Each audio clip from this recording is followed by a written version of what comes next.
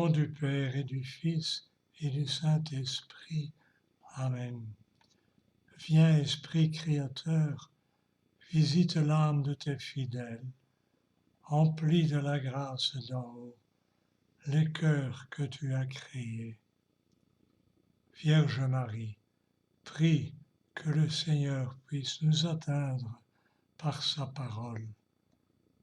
Amen. Au nom du Père et du Fils et du Saint-Esprit. Amen. Nous écoutons une première partie de la naissance de Jésus en Saint Luc, chapitre 2, versets 1 à 7. Or il advint, comme ils étaient là, à Bethléem, que les jours furent accomplis où elle devait enfanter. Elle enfanta son fils premier-né, l'enveloppa de l'ange et le coucha dans une mangeoire, parce qu'il manquait de place dans la salle. Commençons notre commentaire par les derniers mots de cette phrase. Il manquait de place dans la salle. La méditation dans la foi de ces paroles a trouvé dans cette affirmation un parallélisme intérieur avec la parole riche de contenu profond du prologue de Saint Jean. Il est venu chez lui et les siens ne l'ont pas accueilli. Pour le Sauveur du monde, pour celui en vue duquel tout a été créé, il n'y a pas de place. Les renards ont des tanières et les oiseaux du ciel ont des nids. Le Fils de l'homme, lui, n'a pas où reposer sa tête. Celui qui a été crucifié hors de la porte de la ville est né aussi hors de la porte de la ville. Cela doit nous faire réfléchir, nous renvoyer au renversement des valeurs qu'il y a dans la figure de Jésus-Christ, dans son message. Depuis sa naissance, il n'appartient pas à ce milieu qui, selon le monde, est important et puissant. Mais justement, cet homme insignifiant et sans pouvoir se révèle comme le vraiment puissant, comme celui en fin de compte dont tout dépend.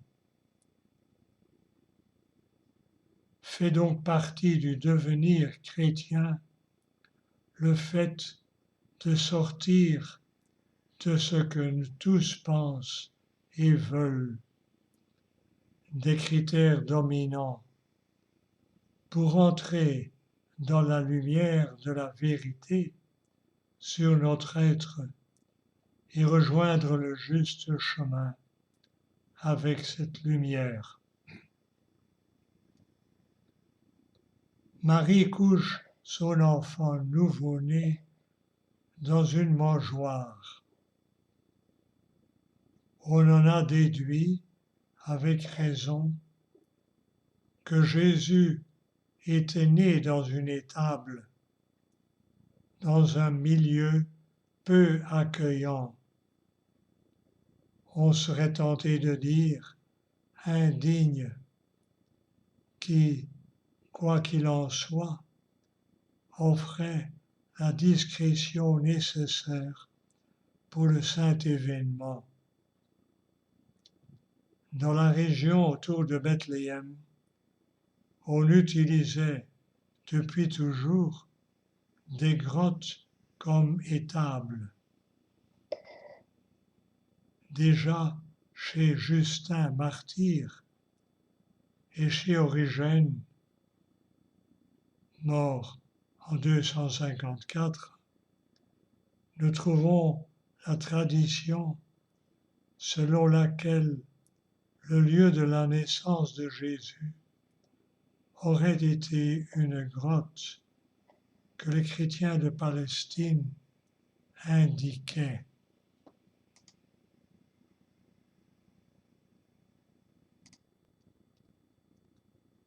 Le fait que Rome, après l'expulsion des Juifs de Terre Sainte au IIe siècle, a transformé la grotte en un lieu de culte à Tammuz Adonis, entendant par là évidemment supprimer la mémoire cultuelle des chrétiens, confirme l'antiquité de ce lieu de culte et montre aussi son importance dans la considération romaine.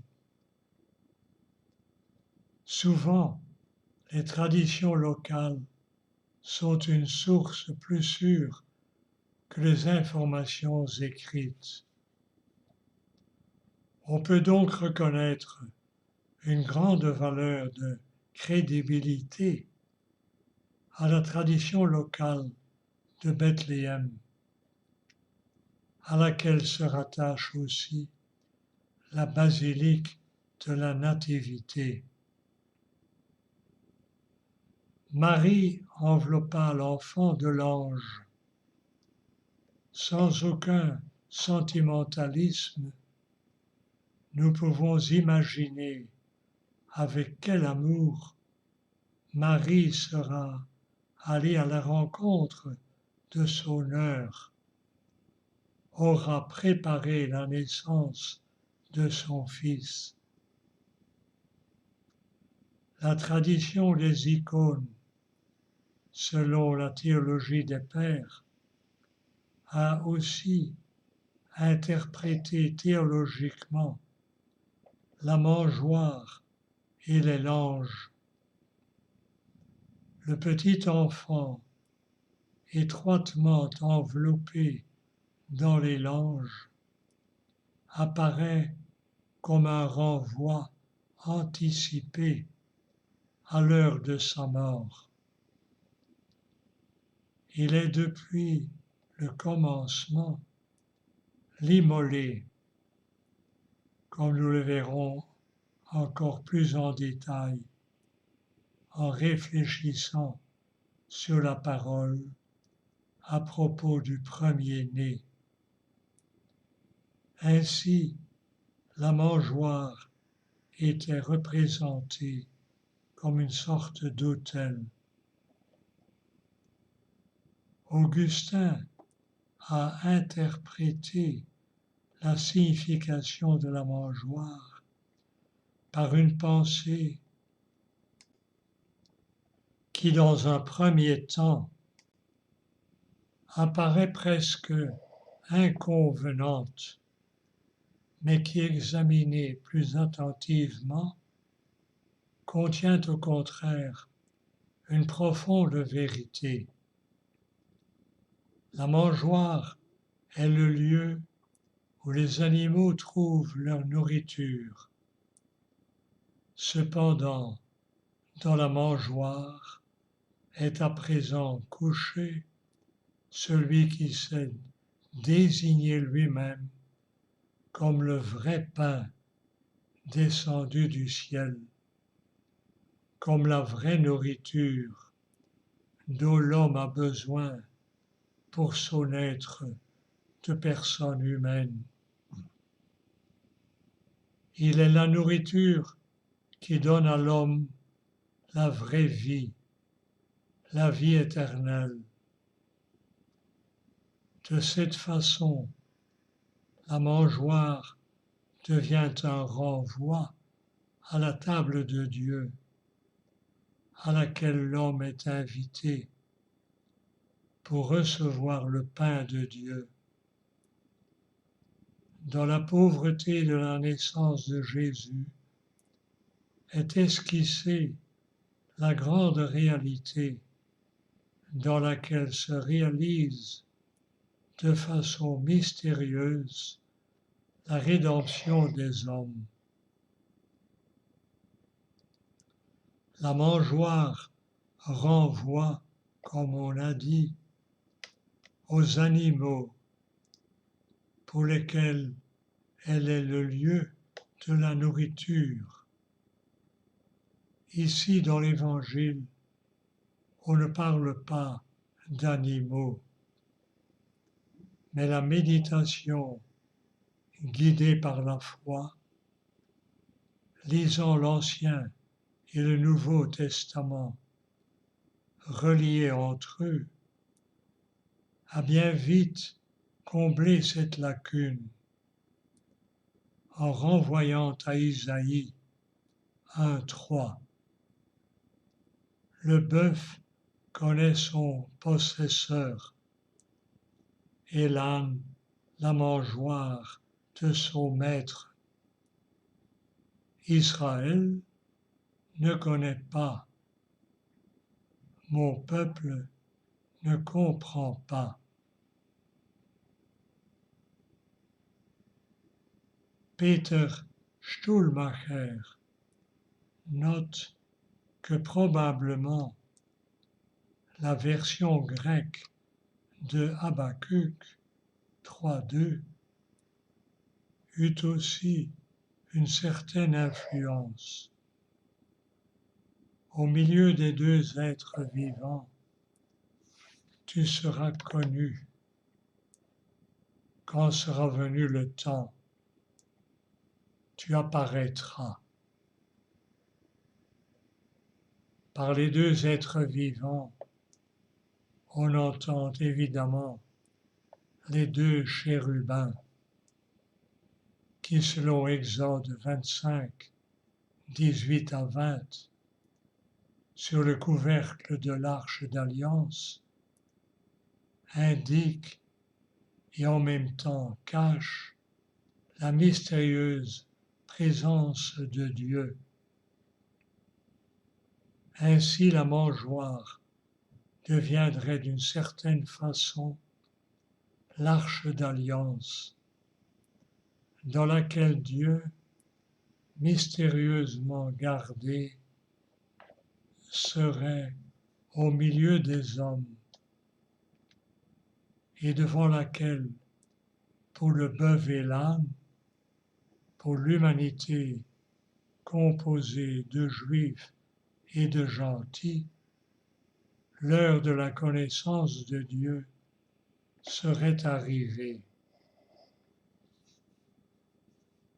Dans l'étonnant lien entre Isaïe 1:3, Habakkuk 3:2, Exode 25, 18-20, et la mangeoire, apparaissent donc les deux animaux comme représentation de l'humanité sans intelligence, qui devant l'enfant, devant l'humble apparition de Dieu dans l'étable, arrive à la connaissance et dans la pauvreté de cette naissance, reçoit l'épiphanie qui apprend maintenant à tous à voir.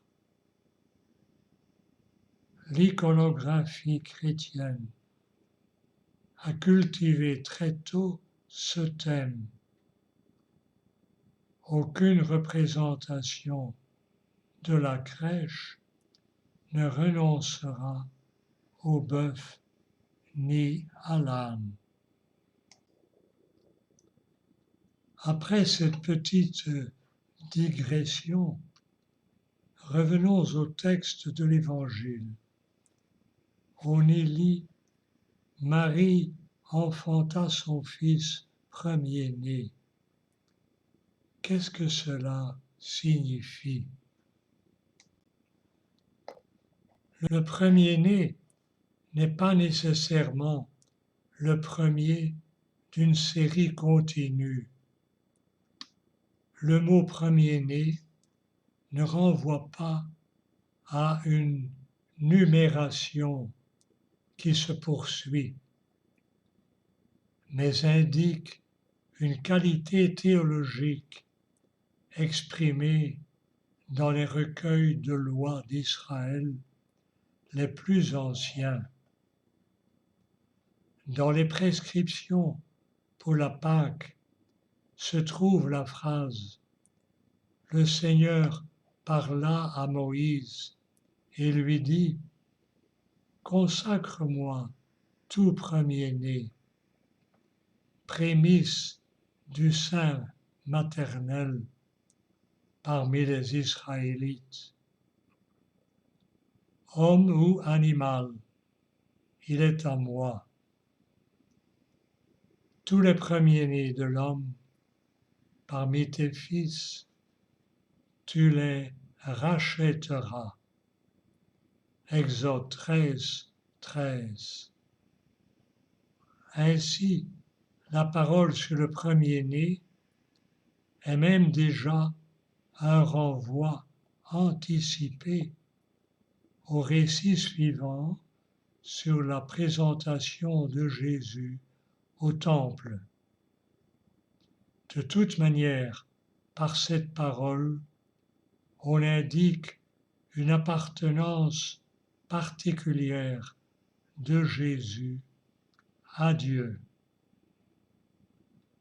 La théologie paulinienne a développé ultérieurement la pensée au sujet de Jésus comme premier-né en deux étapes. Dans la lettre aux Romains, Paul appelle Jésus le premier-né d'une multitude de frères. 8, 29. Depuis qu'il est ressuscité, il est maintenant de façon nouvelle premier-né et en même temps le premier d'une multitude de frères. Dans la nouvelle naissance de la résurrection, Jésus n'est plus seulement le premier selon la dignité, mais celui qui inaugure une nouvelle humanité. Depuis la destruction de la porte d'airain de la mort, ils sont maintenant nombreux à pouvoir passer avec lui. Tous ceux qui, dans le baptême, sont morts et ressuscités avec lui. Dans la lettre aux Colossiens, cette pensée est encore élargie. Le Christ est appelé le premier-né de toute créature et le premier-né d'entre les morts. Tout a été créé par lui et pour lui. Il est le principe. Le concept de la primogéniture acquiert une dimension cosmique. Le Christ, le Fils incarné, est pour ainsi dire la première idée de Dieu et précède toute création, laquelle est ordonnée en vue de lui et à partir de lui. Avec cela, il est aussi principe et fin de la nouvelle création. qui a commencé avec la résurrection.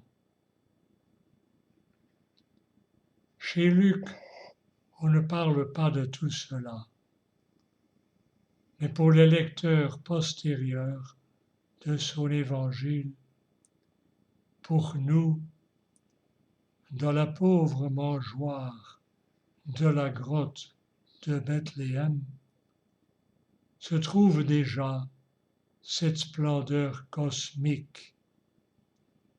Ici, le vrai premier-né de l'univers est arrivé au milieu de nous.